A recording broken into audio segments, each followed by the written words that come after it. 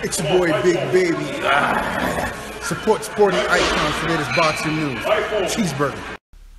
Now, according to reports, it looks like Jarrell Miller may actually accept the challenge of going to Bulgaria to take on Kubrat Pulev, which is great news. It's a fight that I would love to see, and I'm a little surprised that Jarrell Miller is willing to go outside of America, because so far he's been quite unwilling. Or maybe that was just because it was Joshua. Maybe he didn't want any kind of what he would see as home cooking.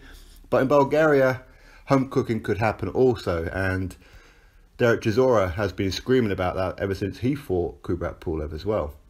Now, Jarrell Miller, he's come off back-to-back wins over Gerald Washington, Marius Wack, and of course Johan Duapa. With Kubrat Pulev, he has a very stellar resume.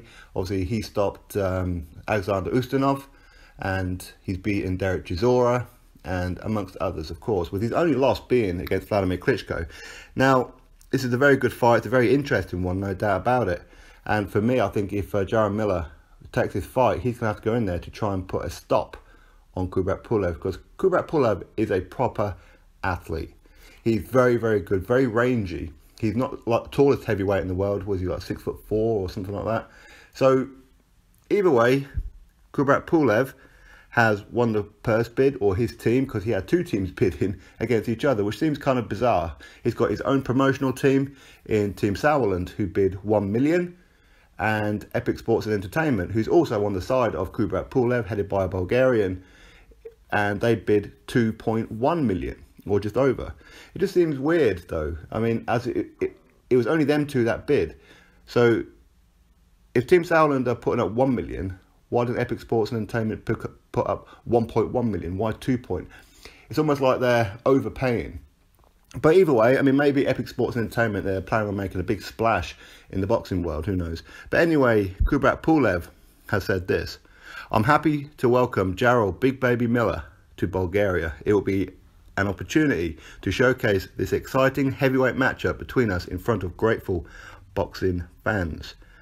And the head of Epic Sports and Entertainment, the CEO, Ivilo Gosvez, has said this: "Miller's promoter told the IBF that they wanted the fight and that Miller was available.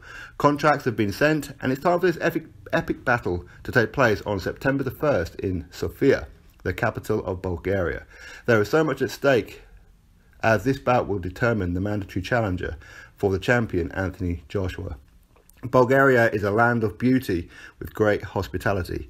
The red carpet will be laid out for Miller like he's never seen before, and he and his team will be welcomed with open arms. Since we won the purse bid on Monday, we've been in regular contact with Jarrell's co-promoters, Salita Promotions and Greg Cohen Promotions. We explored with them doing the event here in the US, but Miller is apparently not yet a big enough draw to interest the major US boxing networks, and they've all turned down doing the fight here in America, which is why we're taking it to Europe, where Kubrat is a huge celebrity and draw. All that is left for Miller is to sign." So there you have it. Now, going by that, it seems that Miller, of course, he's going to get 25%. I don't agree with the IBF situation where final eliminator, that Kubrat Pulev gets 75% and Miller gets 25%. Exactly the same thing that I said about Pulev and Dillian Whyte, that it should be a 50-50, as neither one of these guys are the champion, right? They're both fighting for the #1 mandatory position. This is how it is. But either way, these are the rules. So Jarrell Miller, he's set to earn just over $500,000. Okay, so decent money, no doubt. And I imagine this is probably a record high payday for him. I don't know how much he would have got against Duapa or Marius Wack or Gerald Washington, etc.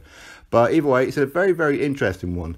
Now, Pulev, he was originally the mandatory for Anthony Joshua, but with only like 2 weeks left before the fight, he pulled out with injury after a long time of and ahhing whether or not he wanted to fight. He turned it down on several occasions, and then he had no choice but to fight Anthony Joshua. And again, he was being reluctant with it.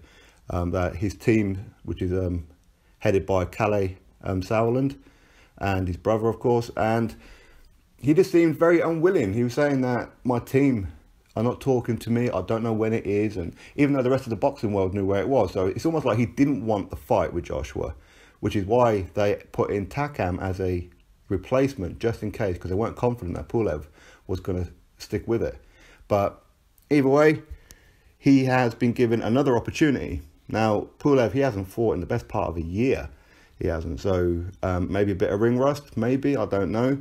Hopefully his injuries have healed up all well. The fight itself is going to be an interesting one. Jarrell Miller will come forward and he will be putting it on him. But will he get a decision in Bulgaria? This is the thing where they're right. I think that Kubrat Pulev is somewhat of a celebrity in Bulgaria. So will he get a decision? I mean, hopefully that they're going to be fair with it. And him saying that they can't put it in America because Miller isn't really a draw, that's a little bit disrespectful for them to say that. So if they have been told that, then they need to kind of like not say that, because that is very disrespectful, in my opinion anyway, that actually openly saying that Miller isn't a draw in America. I mean, there may be a little bit of truth to it, but for me, I think Miller is a decent draw. He's a very decent draw. There's no doubt about it. But either way, so the fight's going to happen in Bulgaria.